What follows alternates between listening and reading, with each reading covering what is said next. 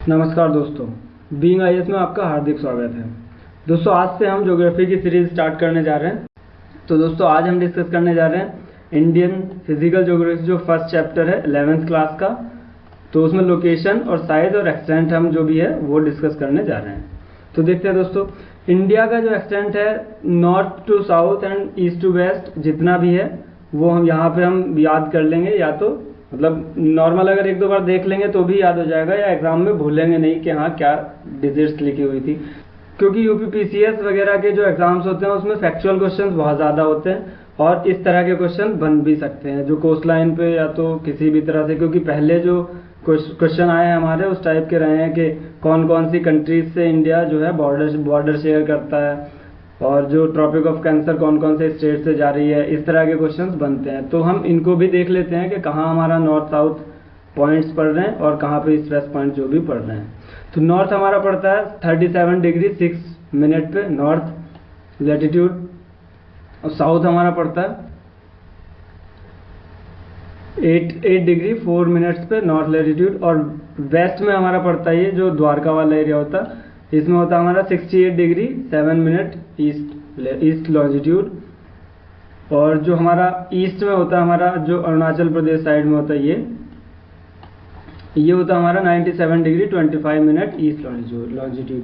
दोस्तों, लॉन्जिट्यूड और लैटिट्यूड अगर आपको याद करने में डिफिकल्टी होती है, जैसे मतलब कंफ्यूजन होता है कौन सा लॉन्जिट्यूड कौन सा लैटिट्यूड होता है, तो बस एक बात याद रखिए, जो लैटिट्यूड है, लेटी मतलब लेटी हुई लाइंस जो है वो लैटिट्यूड्स होती हैं। जैसे मतलब ये जो लेटी हुई लाइंस हैं ये हमारी लैटिट्यूड्स होती हैं, और अगर बस जो दूसरी होंगी उनको हम लॉन्जिट्यूड बोलते हैं, वर्टिकल वाली जो होंगी उनको लॉन्जिट्यूड बोलते हैं। तो सिंपल है, लैटिट्यूड मतलब लेटी हुई लाइंस। अब देखते हैं कि इसमें हमारी इंडिया जो कोस्ट लाइन है वो हमारी 61 किलोमीटर है, 6100 किलोमीटर जो मेन लैंड की है। मतलब ये जो कोस्टल रीजन है ये वाला, ये पूरा ये हमारा 6100 किलोमीटर है। और अगर हम इसमें आयरलैंड भी मिला देते हैं तो हमारा 7517 किलोमीटर हो जाता है। मतलब जो अंडमान निकोबार जितने भी 500 समथिंग आयरलैंड्स है हमारे अंडर में हमारे पास, तो उनको सबको अगर मिला देते हैं, इनको भी लक्षद्वीप और यहाँ भी एक दो जो आ रहे हैं, तो उनको सबको मिला के हमारा 7517 किलोमीटर बाउंड्री हो जाती है। और जो हमारी लैंड बाउंड्री है वो हमारी है 15,106.7 किलोमीटर। ये डेटा जो है मिनिस्ट्री ऑफ एक्सटर्नल अफेयर की साइट से उठाया गया है। तो ये एग्जैक्ट हमारी जो लैंड बाउंड्री है, मतलब ये वाली जितना भी पाकिस्तान, चाइना, नेपाल के साथ जितना भी हम कवर कर रहे हैं ये सब, तो ये हमारी पड़ जाती है 15,106.7 किलोमीटर। अब इसमें देखते हैं, ये इस पे हमारा एक क्वेश्चन आया भी था, यूपीएससी आईएएस के एग्जाम में आया था, तो इसमें भी आने के अच्छे चांसेस हैं कि इंडिया जो है कौन कौन सी कंट्री से बॉर्डर शेयर करता है। क्वेश्चन हमारा था कि सबसे ज्यादा जो बॉर्डर लाइन है किस कंट्री के साथ इंडिया शेयर करता है। तो बांग्लादेश जो है हमारा सबसे ज्यादा बाउंड्री शेयर करता है जो 4096.7 किलोमीटर है, और चाइना उसके बाद जो है 3488 किलोमीटर, उसके बाद पाकिस्तान 3323 किलोमीटर, उसके बाद नेपाल। बस याद रखें सीक्वेंस में, एक तो याद कर ले तो अच्छा रहेगा। बांग्लादेश पहले हो गया, और उसके बाद चाइना हो गया, फिर पाकिस्तान हो गया, फिर नेपाल हो गया, फिर म्यांमार, भूटान, और सबसे लास्ट में हमारा अफगानिस्तान भी थोड़ा सा मतलब ऊपर में, जहाँ पे पाकिस्तान और चाइना की बाउंड्री शेयर होती है उसके बीच में थोड़ा सा एरिया है अफगानिस्तान के साथ जो 106 किलोमीटर होता है। तो टोटल हमारा जो बाउंड्री शेयर होता है वो 15,106.7 किलोमीटर हो जाता है। तो इसमें क्वेश्चन जो हमारा आता है इस बार ये भी पूछ सकते हैं कि कितनी कंट्रीज के साथ हम बाउंड्री शेयर करते हैं, लैंड बाउंड्री शेयर करते हैं। और इसमें ये भी पूछ सकते हैं कि सबसे ज़्यादा या सबसे कम, क्योंकि सबसे ज़्यादा पे आ चुका है क्वेश्चन, और कम का भी याद रखें क्योंकि कम का भी आ जाता है। अफगानिस्तान बहुत कम लोगों को ध्यान रहता है, तो अफगानिस्तान का याद रखें, सबसे कम अफगानिस्तान के साथ रखते हैं, शेयर कर रहे हैं। तो आगे देख लेते हैं और क्या क्या इंपॉर्टेंट। इस पे भी क्वेश्चन बन चुका है, ट्रॉपिक ऑफ कैंसर कौन कौन से स्टेट से पास हो रही है। तो अगर हम ईस्ट से हम काउंट करके चलें तो मिजोरम सबसे पहले आ जाएगा, और त्रिपुरा जो बांग्लादेश के इधर साइड में पड़ेंगे। उसके बाद हमारा वेस्ट बंगाल आ जाएगा, फिर झारखंड आ जाएगा, छत्तीसगढ़ आ जाएगा, मध्य प्रदेश, और फिर राजस्थान, फिर गुजरात। 8 स्टेट्स हैं जिनसे ट्रॉपिक ऑफ कैंसर पास होती है। और दूसरा जो IST है, इंडियन स्टैंडर्ड टाइम लाइन जो है वो भी हमारे पास होती है किन किन स्टेट से। जो हमारी IST है वो हमारी है जो उत्तर प्रदेश से जा रही है मिर्ज़ापुर से, तो वो हमारी है 82 डिग्री 30 मिनट्स पे, तो इसको भी याद रख सकते हैं। तो इसमें बस हम याद रखेंगे कौन कौन से स्टेट से जो है हमारी IST पास हो रही है। तो इसमें उत्तर प्रदेश आया था ऊपर सबसे, उसके बाद मध्य प्रदेश, उसके बाद छत्तीसगढ़, उसके बाद उड़ीसा और आंध्र प्रदेश। ध्यान रखें तेलंगाना से नहीं जाती है। तो इन 5 स्टेट्स को याद रखें, दोनों पे इंपॉर्टेंट क्वेश्चन बन जाते हैं, काफ़ी इंपॉर्टेंट हो जाते हैं। तो दोस्तों आगे कुछ पॉइंट्स हैं जो मतलब टर्म्स हैं, ये काफ़ी इंपॉर्टेंट है। इनमें लास्ट 2 वाली जो है बहुत ज़्यादा इंपॉर्टेंट है, इन पे भी क्वेश्चन बन चुके हैं। जो 10 डिग्री चैनल वाला है इस पे क्वेश्चन बन चुका है। तो पहले हम देख लेते हैं इंदिरा पॉइंट जो है, हमने जो डिस्कस किया अभी अपना जो लास्ट सेक्शन साउथ का किया वो हमने कन्याकुमारी तक का जो मेन लैंड का पॉइंट हमने डिस्कस किया था।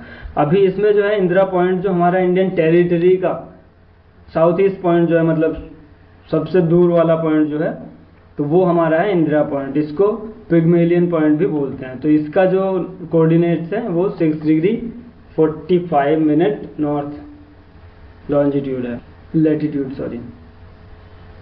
तो ये मतलब ग्रेट निकोबार में लोकेटेड है, इसको याद रखें। बस ये सिंपल है, मतलब इंदिरा पॉइंट याद रखें, जो सबसे फर्देस्ट पॉइंट है वो इंदिरा पॉइंट है। और जो बैरन आइलैंड है वो इंडिया का एकमात्र एक्टिव वोल्केनो है जहाँ पे बैरन आइलैंड में, तो वो जो हुआ था लास्ट इरप्ट। वैसे डेट याद रखने की बात ज़रूरत नहीं है इसमें, 2013 में ये लास्ट इरप्ट हुआ था और इसका नाम है बैरन आइलैंड, इसमें जो हमारा एक्टिव वोल्केनो है। 10 डिग्री चैनल जो है हमारा अंडमान और निकोबार को सेपरेट करता है, ठीक है। और जो लिटिल अंडमान और साउथ अंडमान है तो उसको जो सेपरेट करता है वो हमारा डंकन पास है, डंकन पास।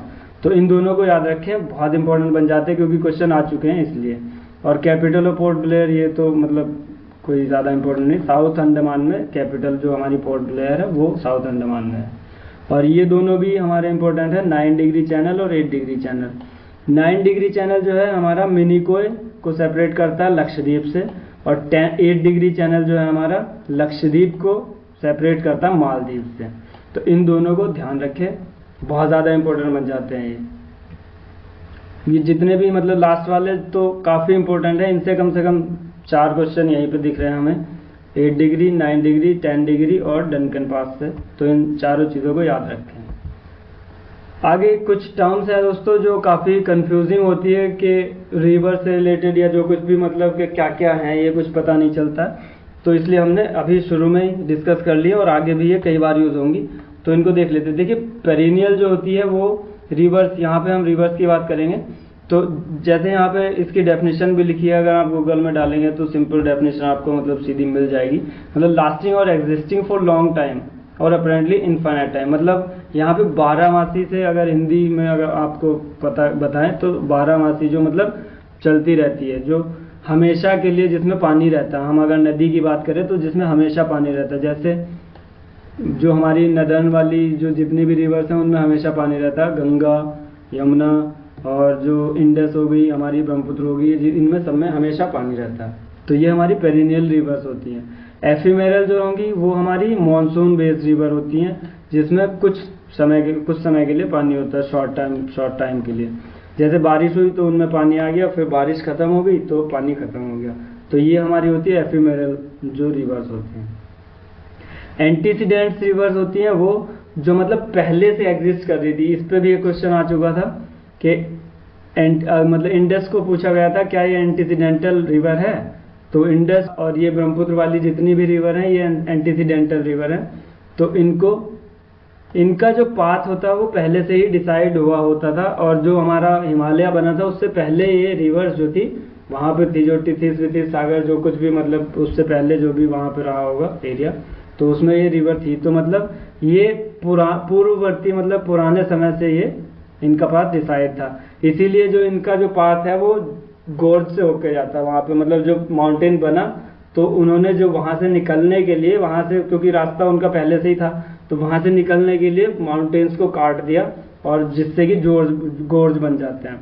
गहरी जो मतलब डीप वैली होती है वी शेप की, काफ़ी गहरी, वी भी नहीं वर्टिकल हो जाती है ऐसे, बिल्कुल इस तरह की वैली बनती है। तो इनको गोर्ज बोलते हैं। और जो एंटीसीडेंट होती है वो उसका पता चल गया जो मतलब पहले से एग्जिस्ट कर रही होती है बिफोर। गल्फ हमारी देख लेते हैं। गल्फ होती है दोस्तों जो चारों तरफ से मतलब 3 तरफ से बंद होती है, सराउंडेड होती है लैंड से, और एक तरफ उसका नैरो माउथ खुला रहता है, मतलब थोड़ा सा जैसे आप प्याली मान सकते हैं मतलब एक तरह से, और थोड़ा सा साइड से खोल दिया जाए अगर ऐसे। तो आप यहाँ पे एग्जांपल आप देख सकते हैं सी, अगर आप सी शेप की ये होती है, जैसे यहाँ हमने एक इमेज भी लगा दी है। तो ये गल्फ ऑफ मैक्सिको है, इसको गल्फ बोलेंगे। ये चारों तरफ से बंद है और थोड़ा सा यहाँ पे एरिया खुला हुआ है। स्टेट अलग चीज होती है। स्टेट होती है जो 2 वाटर बॉडीज को कनेक्ट कर रही होती है और थोड़ा सा पास मतलब मिल जाता है निकलने के लिए, पानी वाला, पानी वहाँ पे रहता है और थोड़ी सी जगह होती है 2 वाटर बॉडीज को कनेक्ट करने के लिए। जैसे हमारा जो रामेश्वर वाला है, और श्रीलंका और रामेश्वर मतलब इंडिया को कनेक्ट करता है, उसको पाक स्टेट बोलते हैं।